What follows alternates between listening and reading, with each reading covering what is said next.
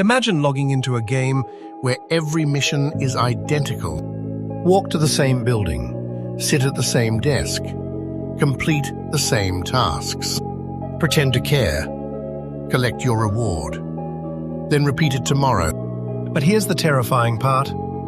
This isn't a game. It's the workplace Jacques San Dimas called the dance of the dead. After decades inside different corporations, Jacques noticed something strange. every company claimed To have a unique culture. Their walls displayed different values. their presentations used different slogans. Some even had free snacks. But beneath the colorful paint, The characters behaved almost exactly the same. People entered the building with personalities, ambitions, and original ideas.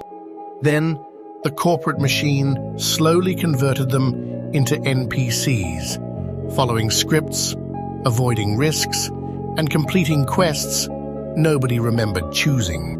that raises the first big question. Does company culture actually shape people? Or do people eventually drag culture back toward whatever feels safe and familiar? Emily recognized the trap immediately. She saw talented people accepting mediocrity because repetition had become normal. Nobody had officially ordered them to stop thinking. They had simply learned that questioning the routine came with a cost. Then, Jacques identified the real enemy. It wasn't work itself. It wasn't structure, teamwork, or responsibility. The villain was a culture that demanded conformity while pretending to value creativity. And this villain had several powerful bosses. The first was the Micromanager. This boss watches every movement, questions every decision, and drains a player's confidence one tiny instruction at a time. Eventually, employees stop using their judgment. Why make a decision when someone will immediately override it? The second boss was the blame machine. In its world, mistakes are never information. They are ammunition. Every failure needs a target, so players learn to hide problems instead of solving them. That makes the organization look Safer, right until all the hidden problems attack at once. Then comes the recognition thief. Mickey understood this villain well. When effort disappears without acknowledgement, motivation runs out like fuel in an empty vehicle. People don't need a trophy for opening every email, But they do need to know that meaningful contributions matter. The final boss is the Silo King. Valdemar described departments hoarding information like rival kingdoms. One team solves a problem while another unknowingly repeats the same work. Insights remain locked away, collaboration collapses, and resources disappear. The company may employ hundreds of intelligent people, yet operate like none of them are allowed to speak. These villains share one ultimate ability. They make disengagement feel rational. people stop offering ideas. They avoid difficult conversations. They do only what is required because initiative has become dangerous. Stress rises. Creativity falls. Burnout spreads. The dance of the dead continues. But Club Genius wasn't ready to accept a bad ending. Christopher revealed the first counterpower: inspiration. A strong culture shouldn't merely tell people how to behave. It should give them enough trust to attempt something better. Venkat added psychological safety, the shield that lets people share unfinished ideas, challenge assumptions, and admit mistakes without expecting immediate punishment.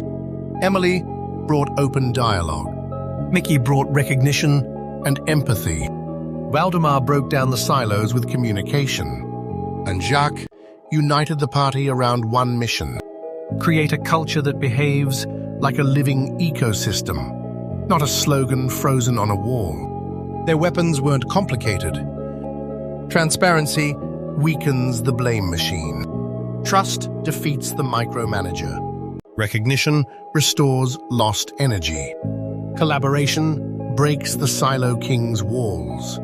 Respect allows different character classes and different human strengths, transporting, providing same side. But there's a catch. You cannot install these values like a software update and declare the mission complete.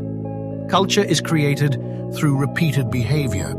If leaders advertise honesty but punish bad news, fear becomes the real culture.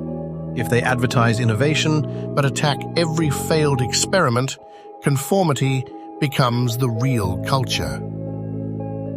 And if they advertise teamwork while rewarding only individual victories, the silos return. Your company's culture is not what appears on the wall. It is what happens when someone disagrees.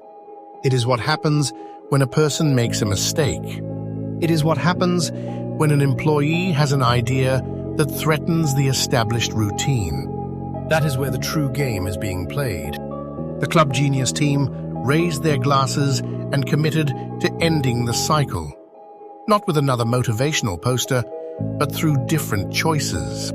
They would confront toxic behavior before it became tradition. They would keep communication open, make room for diverse perspectives, recognize meaningful effort, and allow the culture to evolve as new challenges appeared.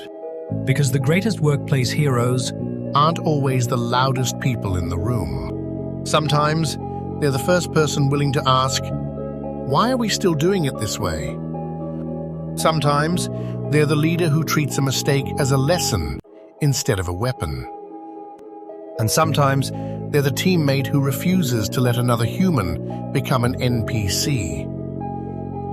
So look around your own workplace. Are you part of a living team? Or are you trapped in the dance of the dead? And more importantly, which villain will you help defeat first?